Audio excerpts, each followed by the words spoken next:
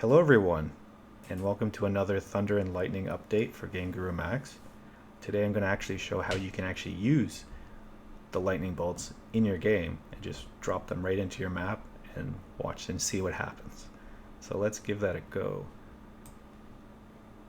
So as you can see, you could just drop them in. They're just entities. You don't have to go into any scripting or selecting behaviors or anything like that. And without even changing any settings, they should just work right out of the box. Hit test. After we place them, you should start seeing them spawning throughout the level. And there's a couple things that I've added recently, pretty much this weekend, which was they now animate. So beforehand they would just sort of appear and disappear. Now they sort of blend in and branch out.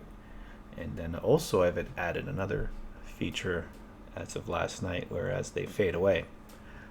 This will actually allow me to do much more cooler stuff in the future with this, where you can actually have like double strikes, which is more common with lightning you actually see. Things like that, but also just so that you have the ability to actually have more control over how they operate. And I'll show you exactly how that works as well. So as you can see, they randomly spawn around the player from a specific distance that you can actually change. And they have a bit of a range that they, minimum distance and a maximum distance, that's calculated based off the one value you give it. I'll show you what that looks like.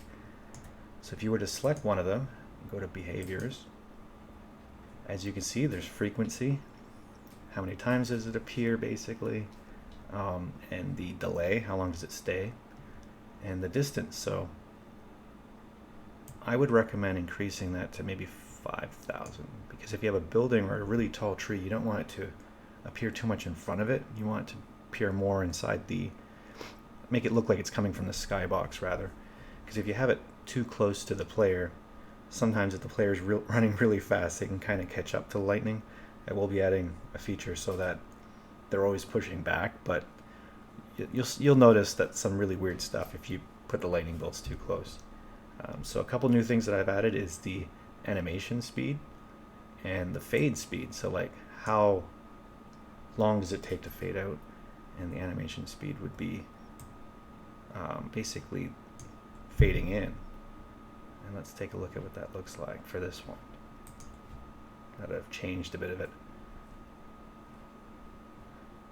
So that's the other one. Oh, you saw that. It appeared really quick and it disappeared really quick. Well, there you go. Where is it? It's hard to see it. That's a good thing, because that's kind of like how lightning operates.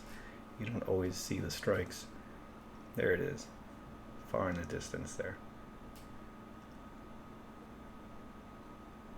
Now there is sounds too. For some reason in the recording it's not picking up my sound card in that way. So I'll have to adjust that on the next update. But as you use it, you'll have sound, so you can actually toggle that on and off within the settings as well. Another thing I've added is the glow strength. There's another way where you can actually change that, and I'll show that in another video, where you can even change the color. And speaking of color, I've added this fun option where it will randomize the color of the bolt, so that every time it spawns it's a new color, mostly as a way to kind of get some inspiration for myself as to what color looks cool, and it's completely random. So I'll show you what that looks like too, if it ever appears. See, the trick of randomized things is you can't really determine what that's going to be, and that's why I added another option, which is called stationary. So let me just move this player to face that. I'll show you what that does. Stationary basically tells it to stay in place, so it's stationary. It won't randomly spawn into different positions on the screen. So there you go. And as you can see, I've also changed the animation speed and the fade speed, so you can kind of see how that looks in slow-mo basically. And there you go, there's the random colors as well, and they're completely random. It's not like I've had a set type of colors for it to choose from. It completely randomizes the RGB values, so it's kind of interesting. So if you look at that, you're like, oh, you know what? Blue's a good idea. Maybe I should actually change it to blue.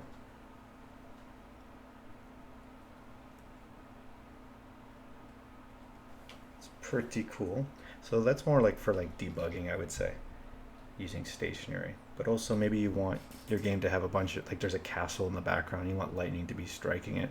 You can actually place these bolts on top of that castle and then hit stationary, and then it will always strike the same place, basically. It's kind of cool if you had like electrical towers or something, and then you can also put them above that as well, so it strikes like the metal. Something a bit more interesting, kind of spooky.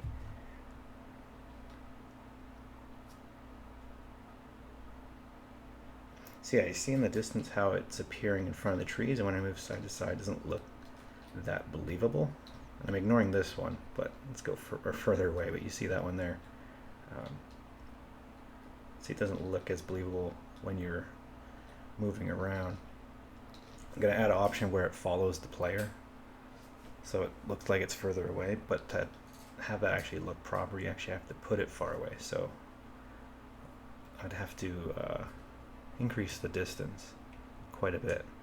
So I'm working on scaling and distance and things like that, try to create an optical illusion of it actually looking like it's coming from the sky rather than almost directly in front of the player.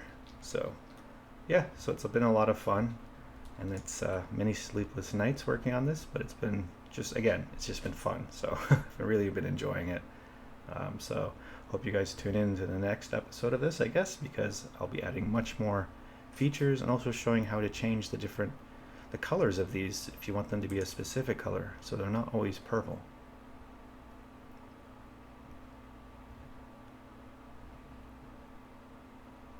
See you.